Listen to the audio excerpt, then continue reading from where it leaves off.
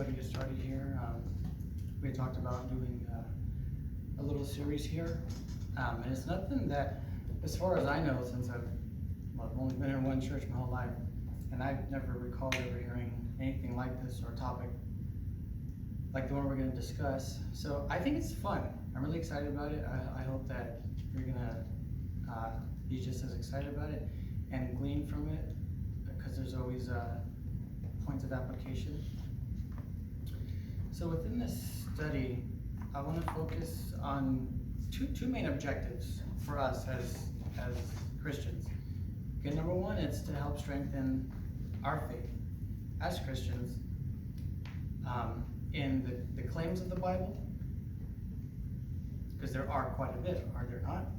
There's a lot. I mean, we changed our whole lives to follow Christ, and what the book has said, we strive to follow that as well. We give up a lot of things that we could be doing, like the unsaved world, but as Christians, we've turned from those things. So I'd like to believe that there's truth in what I gave up, what we all give up for in the world to follow Christ, right? We want to know this isn't a lie.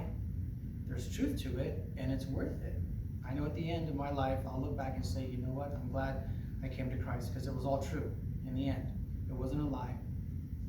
So I'm hoping that the things that we discuss, they will help us, just even if it's just a little bit, just help strengthen our walk with the Lord and our trust in what the Bible says. Because like I said, it says quite a bit. The second point is that I hope that what we discuss can be used as a tool for evangelism and apologetics. Okay, evangelism, talking about going to the lost and bringing them to Christ. 2 Corinthians 5:11 says, therefore, knowing the fear of the Lord, what we persuade others, right? Persuading others to do what? To partake of Christ, to come and surrender their lives, to become Christians. Now I want to just focus on that part just a little bit. It says we persuade others. And I know people go, well, you know, God will come and just force them into his kingdom. It's not what he does. We have a part in it. It just says we are to persuade others, right? And don't get put off by that word persuade. It's like, oh, being a Christian and having a walk with Christ is so much more than just being persuaded. No, it is. We need to give them reasons. We need to show them why, amongst all the religions, Christianity is the true one, right? That requires persuasion. That's not being sneaky or deceptive. It's selling them on reasons why. Okay, there's nothing wrong with that, and we're told that we should persuade others. So we do have a part in that. And I know some people, they're very persuasive, aren't they? Right? Remember when we bought our computer and that guy at Costco, he sold us, me and my mom were there, and he sold us a computer. Super friendly guy. He was so friendly that he started to walk away, and I was like, hey, come back here. And he was laughing, and I go, dude, I think you could sell a fish to leave water. He goes, I have done that before. Obviously he was joking, but he was very persuasive, right? We knew this guy knows his stuff. He told us this is a good computer for you guys. So he persuaded us. And that's what we are to do, to bring others to Christ. And so we should be ready to use as many tactics or resources that are at our disposal to help lead others to Christ. Okay, it's already hard enough with some people. They're skeptics, right? Should I believe this? Should I surrender my whole life and live a pattern, a lifestyle that is pleasing to God, but I have to give up a lot of other things? We're asking a lot of them. And so for me as a Christian, I would like to use everything that's at my disposal, right? I like to have a big arsenal, things that I can use to help persuade others to come to Christ, right? So what I'm saying is that as Christians, let's look at our resources, okay? Because if you just go out there and you tell somebody, hey, you should be a Christian, why? Well, it worked for me. That's probably not going to work very well. Just telling them it worked for me, it's not a really good reason. It's just not, right? Because it's not so much based on experiences. Experiences change, don't they? We've all been there. We've all been Christians for a long time, and sometimes it's been miserable, hasn't it? It has, right? So we can't base Christianity because of our experiences, but truth. That's really where it's at. So let's use all the resources that we have, they're for us. I mean, if they're going to help us bring someone to Christ, even if it's just one person, then I believe it's worth it. But we have to do a little bit of research, right? We can't be lazy Christians and just go out there and just throw out, hey, John 3:16, come to my church, or hey, you know, this is what God did for me. Okay, we should know other arguments if they will help us persuade men. They will help bring them into the faith. So remember, it's not just that, but it's also to help strengthen us as well. So the Bible, although it is the Word of God, now catch this, it is also an ancient historical document, right? I think sometimes people, they get so caught up with it's the inspired Word of God, you know, the Word became flesh, and that's true. I'm not diminishing that point, but it is also an ancient historical document. It's ancient, you know what that means. It's historical, it records history, it's a document.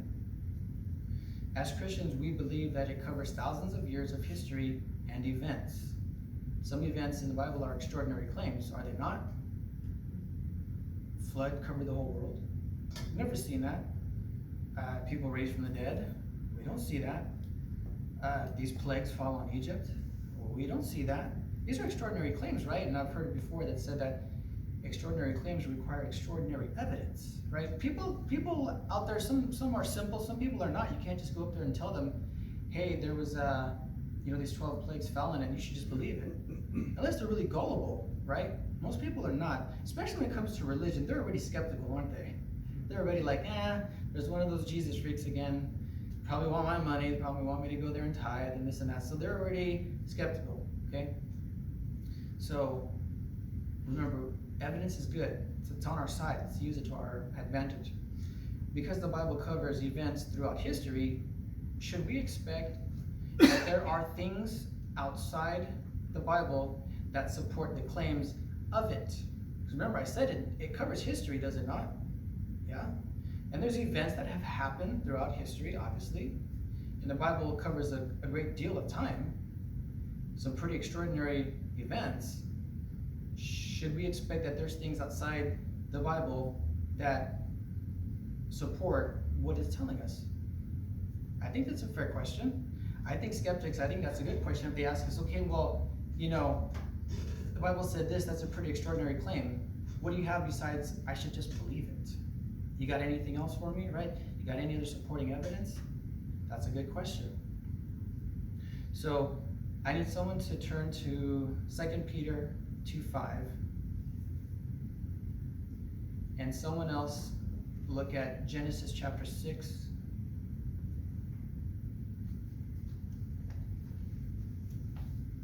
So the first Genesis passage is chapter 6, verses 17 and 19. And I need someone else to find Genesis chapter 8, verses 4 and 20. I'll do Genesis 6. 17 and 19. Genesis 8, what? And then the other one is Genesis chapter 8, verses 4 and 20. And then the other one is 2 Peter 2:5. 4 through 20? No, just verse 4 and then verse 20. Okay, verse 4. And the 2 Peter one, if that person could read that one first. 2 Peter, what was that, 2:5? Yeah. Peter writing, and spared not the old world, but saved Noah, the 8th person, a preacher of righteousness, bringing in the flood upon the world of the ungodly. Okay, and then Genesis 6, 17 and 19. Genesis 6, 17 and 19. Okay, 6, 17 is, and behold, I myself am bringing flood waters on the earth to destroy from under heaven all flesh, in which everything that is on the earth shall die. 18 or just 19? One was 17, the other one was verse 19. Okay. And of every living thing of all flesh, you shall bring 2 of every sort into the ark to keep them alive with you. They shall be male and female. Okay, and then chapter 8, verses 4 and then verse 20. And the ark rested in the 7th month, and on the 17th day of the month, and mountains of Ararat. Number 20. And Noah built an altar unto the Lord, and took every clean beast of every clean fowl, and offered burnt offerings on the altar. Okay. So, I'll give you this whole not sermon series, but this Bible study. Like I said, it may be different, and just stick with me. Okay, I think this is exciting. I thought it's very exciting when I thought, you know what? I think this is a good topic to study, and I believe the Lord put it on my heart. So what we're going to look at, or what I've titled this, is called Archaeology and the Bible. And what was the question I asked earlier? Are there things outside of the biblical text that support narratives in the Bible? I mean, we just read one that's pretty extraordinary, right? I mean, we claim that there was a worldwide flood. We've never seen that before. And most people that aren't even Christians, who don't know much about the Bible, Noah's Ark's usually one that's pretty common, right? Even amongst unbelievers, is that safe to say? Right? Almost everybody has heard of Noah's Ark, right? Whether they believe it, that's another thing. So, what I want us to do is look at archaeological finds. Do they detract from the biblical narrative? Meaning, do they outright say that this is blatantly false? Or do they lend support to what we just read? So the first thing I want to look at, and I'm sorry, I'm working on getting an extension to the TV, so I wanted to have some notes for you, but hopefully in 2 weeks we'll have them because we won't be here next week. But the first thing we're going to talk about is called Atrahasis, spelled A-T-R-A-H-A-S-I-S, Atrahasis. And what it is it's a Mesopotamian version of the flood, dated to 1900 BC. It's basically it's a big stone tablet, if you will. And it was found in what would have been then Iraq, or what now is Iraq. And it was taken in by a private collector into the British Museum, and they wanted to look at it. So Atrahasis means exceedingly wise. That's not really important, but that's what that means.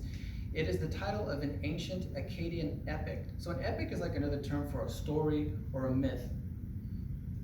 So it is an Akkadian epic derived from the name of the protagonist, right? So Atrahasis would be like the equivalent to Noah in that version. The epic contains narratives about creation and the flood, has many similarities to the Noah narrative. Here's where it gets different. Whereas the biblical narrative, it's based off of monotheistic, right? One God, but in Atrahasis, there's a bunch of gods. So it says, gods want to destroy all humans by a flood because of overpopulation and noise. The biblical account is what? Because of sin, right? But in their version, it's because of too many people, too much noise. One God warns a man about the flood and instructs him to build a boat. Dimensions are given for a massive boat with bitumen, multiple decks, a roof, and animals. Now catch this. Okay, this is an Atrahasis. Animals were taken on board 2 by 2. What did my mom read? 2 by 2. The animals were taken on 2 by 2. The boat lands on a mountain, and the survivor offers a sacrifice to the God who saved him. What did Sister Ellie read? Essentially, the boat came to rest on what? Rest on. Something. She's making up. Starts with an H. Ararat, Oh. right? And then after it lands on Mount Ararat, what does Noah do? So basically, he has a worship service, right, of some sort. So when this boat lands on a mountain, the survivor's offering sacrifice to the God who saved him. Look at the similarities between the two texts, right? And there's also another version. It's a Sumerian version, another ancient people group. It's called the Epic of Gilgamesh, and that one's from 21 BC. Now, what are the implications of this? It's a historical. So this is an actual tablet? Yeah, these are different. This is another account of some worldwide flood. It's not from the Bible, but that's just what I'm getting at. What's the implications of that? Because normally, that's a pretty extraordinary claim, right? There was a massive flood, and this guy and his family were on a boat, and all those Christians were always peddling that story. What happens if we say, no, there's actually other ancient documents as old as the Bible, and they have a similar story details are almost similar. Some stuff is different, but it is recording a worldwide flood. So even people as far as back as the time of Abraham, they're talking about it as well. They're not Israelites because the nation of Israel has not even been started yet.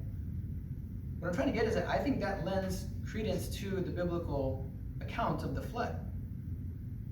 Does it not? Think about it this way. So we just went through something that was global, right? COVID. So imagine this, right? Let's say that 10,000 years from now, God is still not wrapped up this side of eternity, and there's still humans here on earth. 10,000 years from now, it's a long time. And they go, yeah, there's these this religious group in the United States, and they have these writings and they have these stories about some virus that they call COVID, and it killed a lot of people on planet Earth, and it caused a whole uproar. It wasn't just people that were sick, but there was also a lot of speculation and theories about where it came from, how it started. It caused a lot of political upheaval, and they go, well, that's 10,000 years ago. That was a long time ago. I don't know if it's true or not. We have one writing about it. Okay, that's scenario one. Scenario two, they go, yeah, this religious group in the United States, they talk about COVID, and they go, wait, there's actually, if you go to the continent of Australia, they also have writings about COVID. And the Germans, they have their own version of COVID. And Italians, they have papers and information on COVID. All of a sudden, you start to believe that there might have been something called COVID, right? Because it's not just one group talking about it, but you have people all over the globe, and although the details may be a little different, the main gist is still the same, right? Some virus, regardless of how it started, right, killed a lot of people. That's plain and simple, right? So when you see, oh no, there's different versions, right, but all still talking about the same thing, all of a sudden, the story about COVID all of a sudden becomes more believable, does it? I think it does. And that's what I'm trying to point out here, is that the Bible's not the only ancient document we have talking about some global flood. There was others back in the time of Noah who were talking about it. And the striking similarities about, the animals 2 by 2. It lands on a mountain, right? And this is what I love about it. This is objective artifacts. There's tablets and they were found, right? Archaeology, right? You think Indiana Jones, right? But better. You know what I mean? So this isn't something that's subjective. Oh no, this isn't what's better, vanilla or chocolate. There's a tablet. There's multiple ancient stones that have ancient flood narratives on. And the thing that I think that supports the most is that the most important details, as far as we as Christians are concerned, even they record them about a man, the animals, where it comes to land.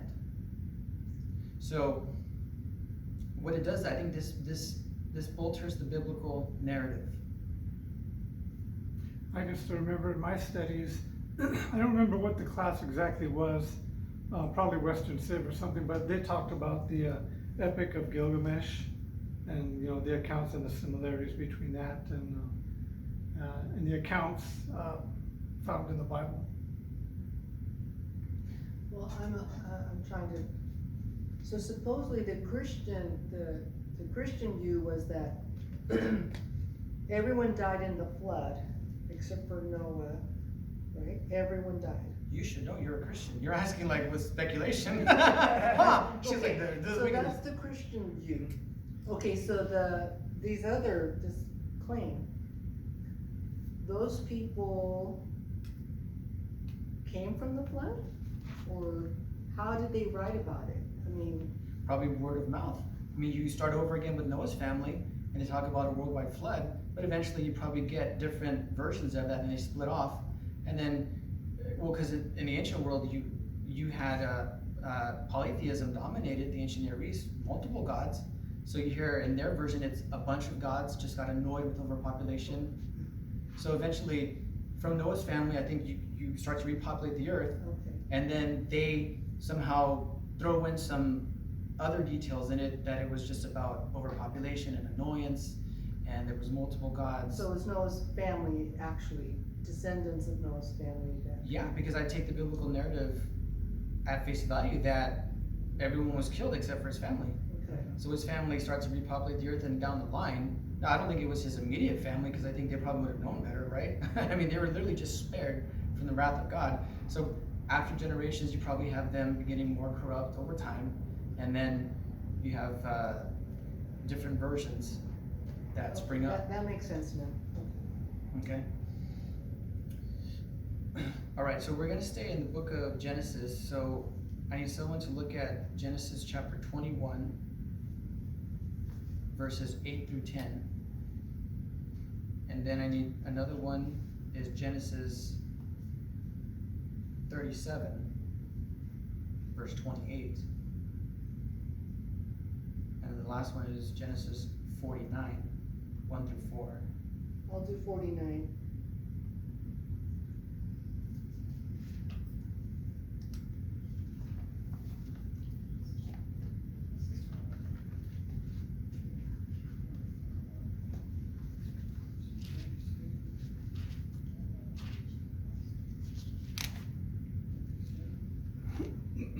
Genesis 21, 8 through 10. Huh?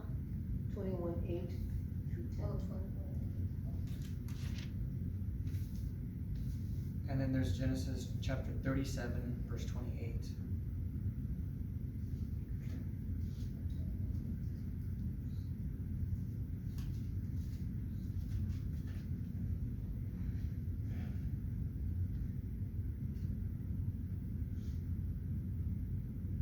Are you doing 21? 37. Is someone doing 21? I'll do 21. Okay, whoever has Genesis 21, 8 through 10, if you can read that one first. And a child grew and was weaned, and Abraham made a great feast the same day that Isaac was weaned. The Egyptian whom she had borne unto Abraham mocking. Wherefore she said unto Abraham, Cast out this bondwoman and her son, for the son of this bondwoman shall not be heir to my son, even with Isaac.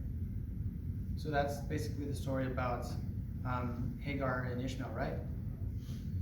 Okay, and then the the chapter 37, verse 28. Verse 28. Down to what? It's just chapter 37, verse 28. Okay. So when the Midianite merchants came by, his brothers pulled Joseph out of the cistern and sold him for 20 shekels of silver to the Ishmaelites, who took him to Egypt. Okay. Now, it may seem like an insignificant detail. Who cares how much he was sold for, right?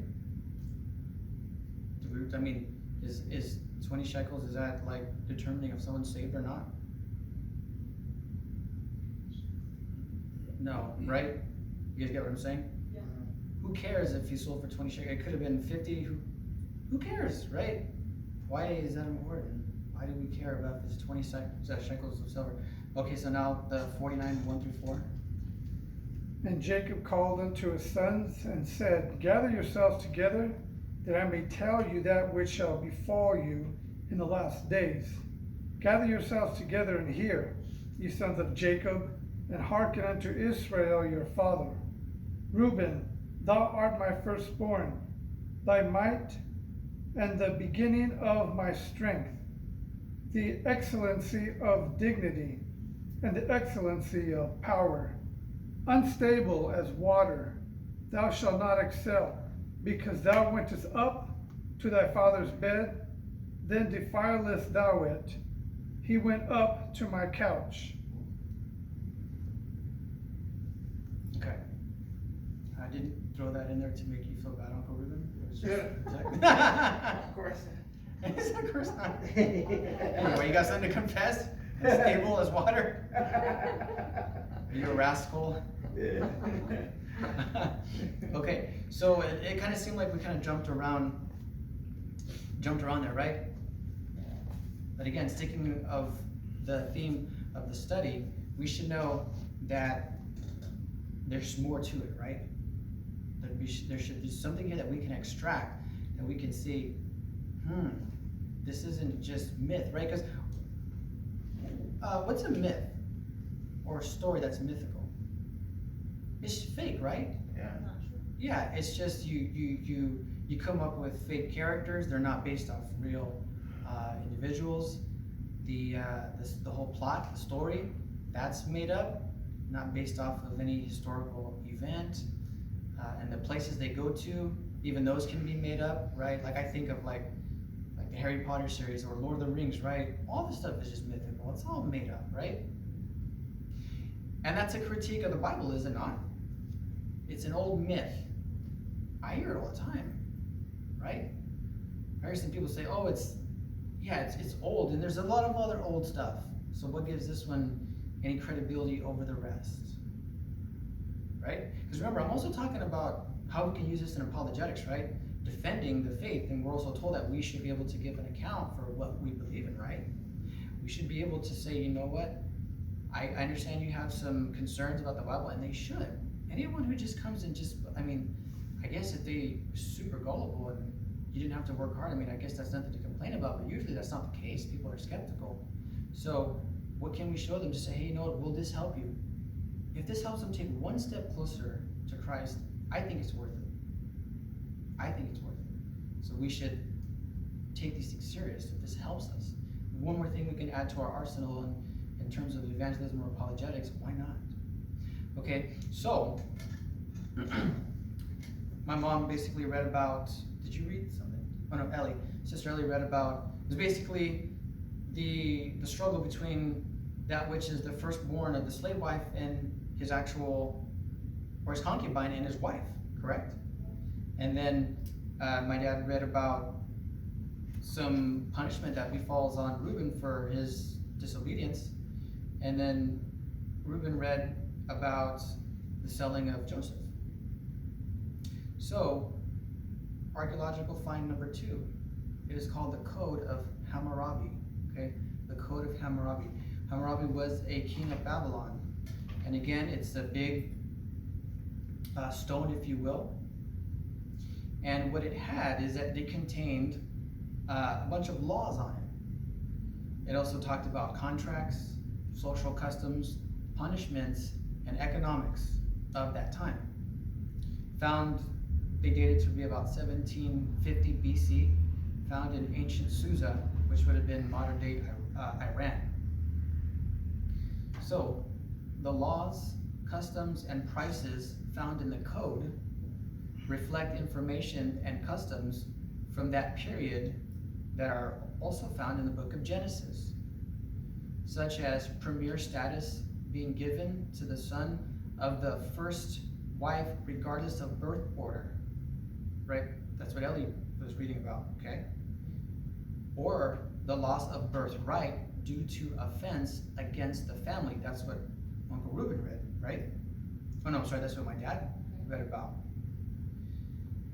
Laws 170 and 171 state to give the inheritance portion to the son of the first wife, not the son of the female slave, which is also reflected in Genesis, when Isaac was made the heir because he was born of Sarah, even though Ishmael had been chronologically born first. He was the firstborn son, but was to Hagar the slave, right? So if someone comes along and says that's just myth, why? Why this, giving the inheritance to the firstborn? Well, because we say this is, again, I said the Bible is an ancient historical document. This happened. This isn't Lord of the Rings, okay? This was happening at that time in the ancient Near East. You see how it gives credibility to what we read about. The biblical authors were just saying, oh, yeah, let's just throw this in there. The blessing goes to the first son, not any one of the slave or the concubines. You could just make that up, right? But that's not what we find here. We find historical evidence of the realities of what? The customs, contracts, laws, economics. What else? Reuben lost his firstborn birthrights because he defiled his father's bed. Laws, right, of the Code of Hammurabi, laws 158, 168, and 169 contain rules and customs about loss of the birthright due to this same serious offense against the family. again, if someone wanted to say, well, what's your rhyme or reason for it? You know, this dad, he loses all of his, or this guy, he loses all of his rights because of his misconduct. So what? Is that because he saw his dad naked, or is that somebody else? No, it's because he went and slept with his wife, Oh, correct? okay. So someone wanted to say, well, you know, there's no rhyme or reason for why the Bible says that. No, that we're saying is that the biblical authors, right, they are recording an accurate, I guess if you will, portrayal of history of that time, right? This isn't just unique to the Bible. This is what was going on at the time, right? This is historical evidence. This isn't myth. This isn't a fake story. This is reality. Moving on, Joseph was sold a few decades after the reign of Hammurabi. Codes 116, 214, and 252 stated the price of a slave was 20 shekels. The Bible places Joseph in the 18th century BC, and that's exactly around the time of Hammurabi was king of Babylon. So again, you look at that, right, and you've probably never thought, oh, he was sold for 20 shekels of silver. And then you just keep reading on, right?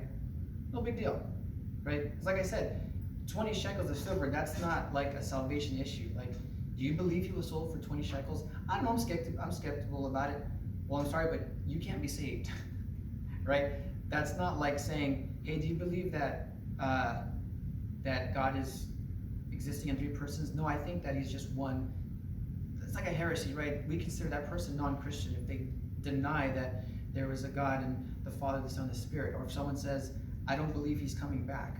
I'm sorry, but that puts you outside of Christian orthodoxy, right? This isn't one of those issues.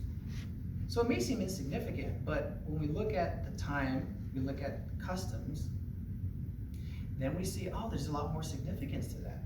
Again, I believe it lends credibility to the biblical narrative. And if someone were to say, oh, well, the Bible just got lucky that it just happened to say 20 shekels of silver, that price changed over time. It went up from that point on. And if we look at the Bible and it dates, using its information, biblical information, chronologically places Joseph at the time of Hammurabi around the 18th century BC, that was the exact price for slaves. So it wasn't just, oh, that was just lucky. That was pure luck. No, when you look at the biblical narrative and because we have timelines in the Bible, we look at, okay, this is when Joseph was believed to have been on the scene, 18th century BC. That's when Hammurabi was there, and his code, his laws, that fits well, that meshes. So some implications, right? The details in these narratives are not made up in mythical fashion, right? Myth could just be whatever we want, right?